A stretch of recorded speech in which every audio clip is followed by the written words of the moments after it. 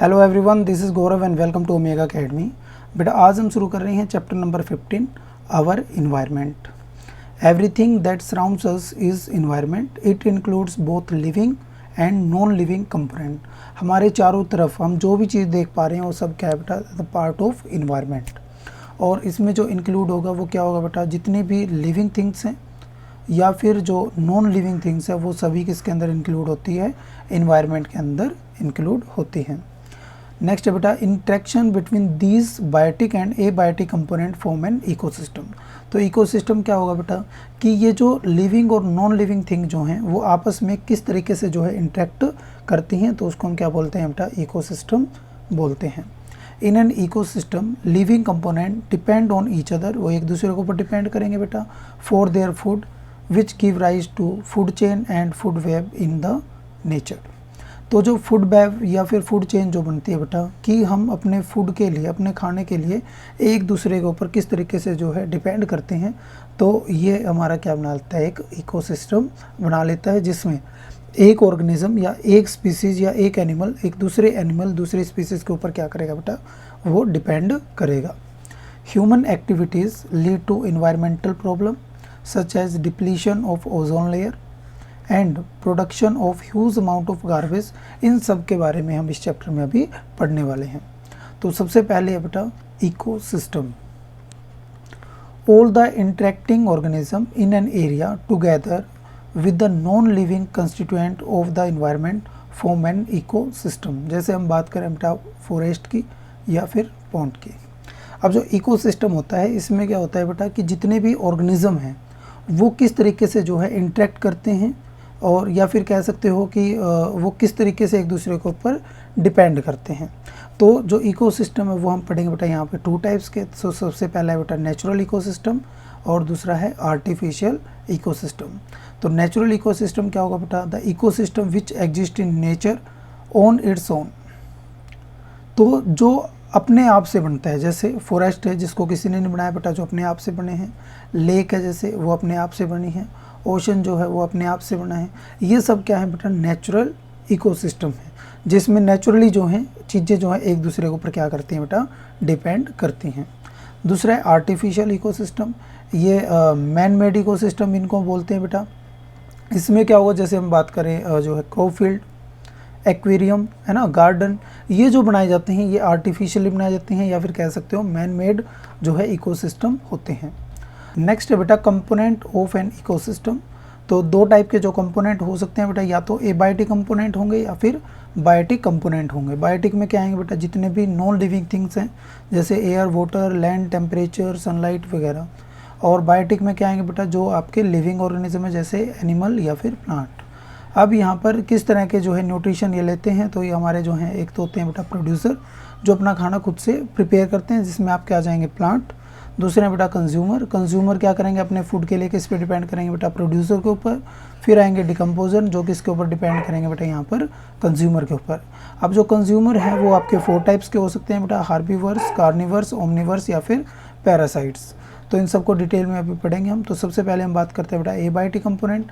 Abiotic component वो component होते हैं बेटा जो कैसे हो, नॉन लिविंग हो, जैसे air, water, land, temperature, light etcetera. Next है बेटा बायोटिक कंपोनेंट। बायोटिक कंपोनेंट वो होते हैं जो कैसे हो बेटा, लिविंग हो, जिसमें आ जाएंगे बेटा आपके plants, animal, bacterias, fungi etcetera. तो ये सारे क्या होंगे बेटा, बायोटिक कंपोनेंट होंगे। तो न्यूट्रिशन के बिहाफ पे हम इनको डिवाइड कर देते हैं बेटा प्रोड्यूसर के अंदर। प्रोड्यूसर क्या होंगे, all green plant and blue green algae can produce their own food. जो अपना खाना खुद से प्रिपेयर कर पाएँ उनको हम क्या बोलेंगे बेटा, प्रोड्यूसर जो है बोलेंगे। और ये कौन सा प्रोसेस फॉलो करते हैं, फोटोसिंथेसिस। कौन सा प्रोसेस फॉलो करते हैं बेटा, ये फोटोसिंथेसिस, और अपना खाना ये खुद से प्रिपेयर करते हैं।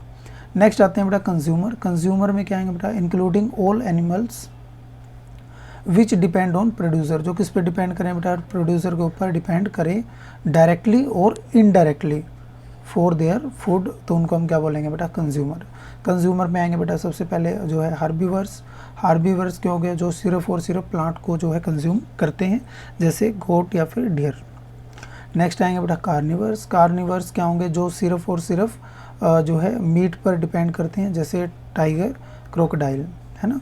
नेक्स्ट आएंगे बेटा ओमनिवर्स, जो दोनों कंज्यूम कर सकते हैं, तो वो प्लांट भी कंज्यूम कर सकते हैं और एनिमल भी, जैसे ह्यूमन बींग। नेक्स्ट आएंगे बेटा पैरासाइट्स। पैरासाइट्स क्या होते हैं? Live on the body of host, है ना, and take food from it. तो ये होस्ट क्या होगा बेटा, जिससे वो अपना फूड कंज्यूम करते हैं, जैसे लीस या फिर कैस्कुटा। कैस्कुटा क्या होता है बेटा? ये जो है अमरबेल जिसको हम बोलते हैं, जिस भी प्लांट पे ऊपर आप अमरबेल डालोगे तो वो उसी प्लांट से जो है न्यूट्रिशन को क्या कंज्यूम करना शुरू कर देगी। इसके बाद आते हैं बेटा डिकम्पोजर। डिकम्पोजर क्या होते हैं? Including organism which decompose the dead plants and animal, जो सिर्फ डेड प्लांट या फिर डेड एनिमल्स को क्या करे बेटा, कंज्यूम करे, तो उनको हम क्या बोलेंगे? डिकम्पोजर, जैसे बैक्टीरिया या फिर फंगी। और ये किस में हेल्प करते हैं बेटा? ये हमारे जो है रिप्लेनिशमेंट में क्या करेंगे बेटा, जो है हेल्प करेंगे, किसके? नेचुरल रिसोर्सेज के। इसके बाद नेक्स्ट हमारा जो टॉपिक है बेटा वो है फूड चेन। तो फूड चेन क्या होते हैं बेटा? Food chain is the series of organism in which one organism eat another organism as food. तो जिसमें एक ऑर्गेनिज्म जो है वो दूसरे ऑर्गेनिज्म को क्या कर लेता है बेटा, खा लेता है एज फूड, फूड की तरह उसको क्या कर लेता है बेटा, कंज्यूम कर लेता है। जैसे घास जो है उसको हिरण जो है वो कंज्यूम करती है, और हिरण को बाद में जो है लायन क्या कर लेता है बेटा, कंज्यूम कर लेता है। और लायन यदि डेड हो जाए तो उसको जो है डिकम्पोजर बाद में क्या कर देते हैं, डिकम्पोज कर देते हैं। तो इस तरीके से क्या बन जाती है बेटा, एक फूड चेन फॉर्म हो जाती है। In a food chain various step where transfer of energy take place is called trophic level. तो यहाँ पर जो एनर्जी का ट्रांसफ़र होता है तो उसको हम क्या बोलते हैं बेटा, ट्रोपिक लेवल। अब नेक्स्ट है बेटा flow of energy between trophic level. देखिए ट्रोपिक लेवल जो बनेगा, मतलब एक जो ऑर्गेनिज्म है वो दूसरे पे डिपेंड तो करेगा, लेकिन एनर्जी किस तरीके से जो है कैरी फॉरवर्ड होगी, तो उसको हम क्या बोलते हैं बेटा, यहाँ पर ट्रोपिक लेवल में एनर्जी का फ्लो किस टाइप से होगा। तो flow of energy in a food chain is unidirectional. इसका मतलब यहाँ पे एनर्जी का जो फ्लो है वो प्रोड्यूसर टू कंज्यूमर होगा, कंज्यूमर टू फिर जो है आपका जो है डिकम्पोजर होगा, है ना। तो ये यूनि डायरेक्शनल होगा, मतलब एक ही डायरेक्शन में जो है यहाँ पर एनर्जी का फ्लो होगा। Green plant capture 1% of sunlight and convert it into जो है फूड एनर्जी। तो जितनी भी सनलाइट जो है मिलती है प्लांट्स को, तो उस एनर्जी का 1% जो है सनलाइट का, टोटल सनलाइट का 1% जो है वो कौन कंज्यूम करते हैं बेटा, ग्रीन प्लांट कंज्यूम करते हैं। इसके बाद है बेटा 10 जो है परसेंट ला। तो ये क्या है बेटा, only 10% of energy is transfer to the next trophic level. Next trophic level पर सिर्फ और सिर्फ 10% ऑफ एनर्जी का क्या होता है, ट्रांसफ़र होता है। Remaining 90% of energy is used in life process. तो 90% जो एनर्जी है उसको क्या कर लिया जाता है बेटा, वो यूज़ हो जाती है। सिर्फ 10% एनर्जी ही क्या कर रहती है, कैरी फॉरवर्ड होती है। मतलब नेक्स्ट ट्रॉपिक लेवल को कितनी एनर्जी दी जाती है, सिर्फ और सिर्फ 10%, जितनी किसी एक ट्रॉपिक लेवल पे कंज्यूम की जाती है। तो इसका मतलब क्या हुआ, जो सबसे फर्स्ट ट्रॉपिक लेवल पे आते हैं बेटा ग्रीन प्लांट्स, तो ग्रीन प्लांट जो है 90% ऑफ एनर्जी को क्या करेंगे, कंज्यूम, और 10% एनर्जी को क्या करेंगे, वो सेकेंड ट्रॉपिक लेवल को क्या करेंगे, जो है मतलब प्रोवाइड करवाएंगे। Due to this gradual decrease in energy food chain contain 3 और 4 ट्रॉपिक लेवल। तो यहाँ पर जो है 3 और 4 ट्रॉपिक लेवल तक ही एनर्जी है जो है वो सस्टेन रहती है। तो सबसे ज़्यादा एनर्जी यहाँ पर किसको मिलेगी, प्रोड्यूसर को। सपोज यहाँ पर जो है 10 या 1000 किलो जूल जो है एनर्जी मिलती है प्रोड्यूसर को, तो 1000 किलो जूल का जो 90% है तो वो तो कौन यूज़ करेगा बेटा, यहाँ पर प्रोड्यूसर। और 10% एनर्जी को क्या कर देंगे बेटा, यहाँ पर जो है ये नेक्स्ट ट्रॉपिक लेवल को प्रोवाइड किया जाएगा। तो नेक्स्ट ट्रॉपिक लेवल को कितनी एनर्जी मिलेगी, सिर्फ और सिर्फ 100 किलो जूल। अब 100 किलो जूल में से 90% एनर्जी को ये क्या कर लेगा बेटा, यूज़ कर लेगा, और 10% एनर्जी को ये क्या करेगा, आगे सप्लाई करेगा। तो नेक्स्ट ट्रॉपिक लेवल को कितनी एनर्जी मिलेगी, सिर्फ 10 किलो जूल।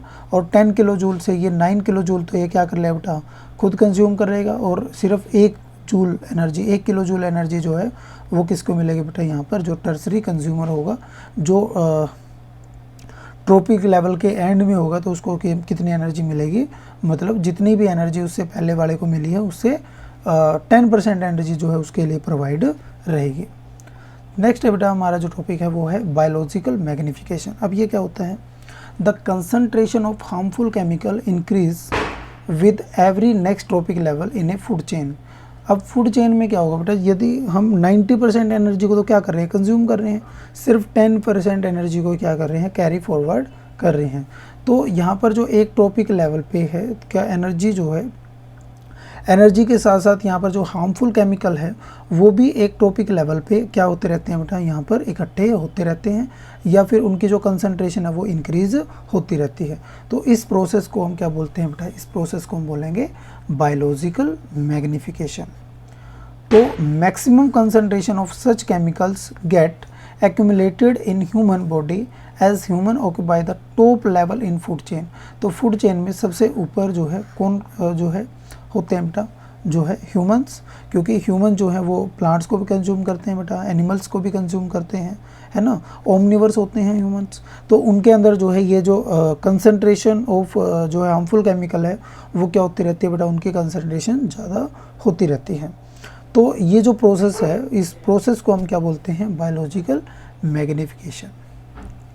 नेक्स्ट टॉपिक है बेटा यहाँ पर फूड वेब। ये क्या होता है, in nature large number of food chain are interconnected forming a food web. तो यहाँ पर जो फूड चेन है उसमें तो बेटा सिर्फ जो है एक यूनिडायरेक्शनल जो है एनर्जी का फ्लो होता है, और जहाँ पर जो है एक लाइन के अंदर जो है प्रोड्यूसर के बाद कंज्यूमर के बाद बेटा डिकम्पोजर जुड़े होते हैं। लेकिन यहाँ पर जो है एक ही जो है फूड चेन पॉसिबल नहीं होती है। जैसे यदि हम बात करें प्लांट जो है, प्लांट को जो है रैबिट भी कंज्यूम करता है बेटा, माइस भी कंज्यूम करता है, और ग्रास हॉपर भी कंज्यूम करता है। अब ग्रास हॉपर को कौन कंज्यूम करेगा बेटा, फ्रॉग को स्नेक, और स्नेक को फिर ईगल। और यहाँ पर डायरेक्टली जो है यहाँ पर माइस को भी ईगल कंज्यूम कर सकती है, और रैबिट को भी जो है ईगल जो है कंज्यूम कर सकती है। तो इस तरह के जो आपस में इंटरलिंकेज है, तो ये क्या फॉर्म कर लेते हैं बेटा, एक फूड वेब फॉर्म कर लेते हैं। नेक्स्ट है बेटा इन्वायरमेंटल प्रॉब्लम। तो चेंज इन इन्वायरमेंट अफेक्ट्स, यदि इन्वायरमेंट चेंज होता है तो वो हमें डायरेक्टली या फिर इनडायरेक्टली अफेक्ट करता है। Our activity change the environment around us, जो हम करते हैं बेटा, जितनी भी एक्टिविटी हम करते हैं उससे जो है इन्वायरमेंट के ऊपर इफेक्ट पड़ता है। नेक्स्ट है बेटा human activity lead to pollution. जितनी भी हम एक्टिविटी करते हैं, जैसे हमने जो है फैक्ट्रीज जो लगा रखी है, या जो व्हीकल हम रन करते हैं, है ना, या फिर जो डिफॉरेस्टेशन हम करते हैं, तो उससे क्या होता है बेटा, इन्वायरमेंटल पोल्यूशन होता है। चाहे वो एयर पोल्यूशन की बात हो, है ना, चाहे वो साउंड पोल्यूशन की बात हो, चाहे वो सैंड पोल्यूशन की बात हो, तो ये सारे पोल्यूशन जो है किसकी वजह से होते हैं बेटा, जो ह्यूमन एक्टिविटीज़ होती हैं तो उसकी वजह से होते हैं। तो यहाँ पर मेनली हम जो पढ़ेंगे वो पढ़ेंगे बेटा ओजोन लेयर के बारे में। तो ओजोन लेयर क्या होती है बेटा, ये एक प्रोटेक्टेड जो है ब्लैंकेट होती है। तो ozone layer is a protective blanket around the earth which absorb most of the UV radiations of sunlight, thus protecting living beings from many health hazards such as skin cancer, cataract, destruction of plants etc।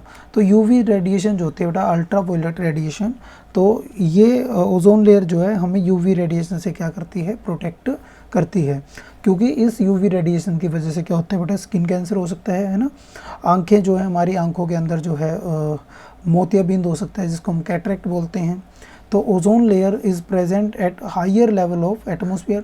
तो higher level जो है वहाँ पर क्या होती है बेटा, ozone होती है, और ये हमें क्या करती है बेटा, प्रोटेक्ट करती है किससे, यूवी रेडिएशन से। नेक्स्ट है बेटा फॉर्मेशन ऑफ ओजोन मॉलिक्यूल।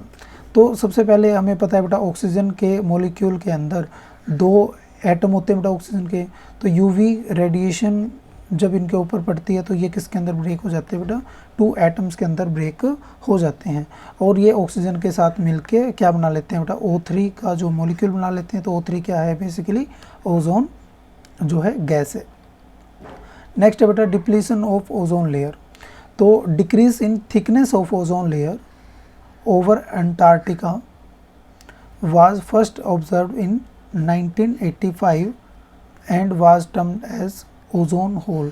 तो अंटार्कटिका के अंदर क्या हो गया था बेटा, अंटार्कटिका में जो है यहाँ पर ओजोन होल हो गया था, मतलब वहाँ पर जो है थिकनेस जो है वो जो है काफ़ी कम हो गई थी, जिसकी वजह से क्या होती, वहाँ से रेडिएशन जो है हमारे एटमॉस्फेयर के अंदर एंटर कर सकती थी या करती थी। तो उस टाइम पे जो मेन रीज़न था इसका वो था बेटा क्लोरोफ्लोरोकार्बन का यूज़ करना। तो क्लोरोफ्लोरोकार्बन जो है ये क्या करते हैं, ये ओजोन के साथ जो है रिएक्शन करते हैं और उसको क्या कर देते हैं, डिप्लीट कर देते हैं। तो जो क्लोरोफ्लोरोकार्बन है इसका यूज़ किया जाता है बेटा, किसके अंदर यूज़ किया जाता था, एसी के अंदर यूज़ किया जाता था बेटा, रेफ्रिजरेटर के अंदर यूज़ किया जाता था, है ना, एरोसोल या स्प्रे के अंदर यूज़ किया जाता है, फायर एक्सटिंग्विशर के अंदर यूज़ किया जाता था।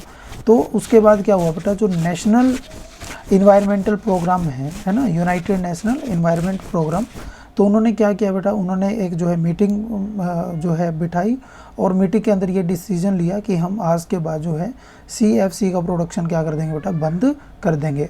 तो 1986 के बाद यहाँ पर क्या है बेटा, ये जो CFC है इसका क्या हो गया बेटा, इसका यूज़ हमने बंद कर दिया, तो अब इसका यूज़ नहीं होता है। तो नेक्स्ट है बेटा गार्बेज डिस्पोजल। तो improvement in lifestyle have resulting in accumulation of large amount of waste material. क्योंकि हमारे इंडिया में यदि हम देखें तो पॉपुलेशन बहुत ज़्यादा है और इसकी वजह से जो है यहाँ पर वेस्ट मटेरियल जो है वो भी क्या होगा, बहुत ज़्यादा होगा। तो garbage containing following type of material, तो गार्बेज के अंदर जो है 2 टाइप के मटेरियल हो सकते हैं बेटा, या तो कैसे हो बायोडिग्रेडेबल और या फिर कैसे हो नॉन बायोडिग्रेडेबल। तो सबसे पहले क्या होंगे बेटा, biodegradable substance which can be decomposed by the action of micro organism. Micro organism मतलब डिकम्पोजर, जिनको क्या कर दे बेटा, डिकम्पोजर जो है वो डिकम्पोज कर दे, तो उनको हम क्या बोलेंगे, बायोडिग्रेडेबल सब्सटेंस। जैसे फ्रूट है, वेजिटेबल पील्स है, कॉटन है, जूट है ना, डंग है, पेपर है, ये सारे जो हैं कैसे होते हैं, बायोडिग्रेडेबल होते हैं। ये माइक्रो ऑर्गेनिज्म जो है इनको क्या कर सकते हैं बेटा, डिकम्पोज कर सकते हैं। नेक्स्ट है आपके नॉन बायोडिग्रेडेबल वेस्ट। तो नॉन बायोडिग्रेडेबल वेस्ट क्या होंगे बेटा, substance which can not be decomposed by the action of micro organism are called non biodegradable substance. जैसे प्लास्टिक को जो है बेटा, जो आपके माइक्रो ऑर्गेनिज्म है वो उसको डिकम्पोज नहीं कर सकते। Polythene, metal, synthetic fibre, radio active waste या फिर पेस्टिसाइड्स, तो इनको जो है माइक्रो ऑर्गेनिज्म क्या नहीं कर सकते हैं बेटा, इनको जो है डिकम्पोज नहीं कर सकते।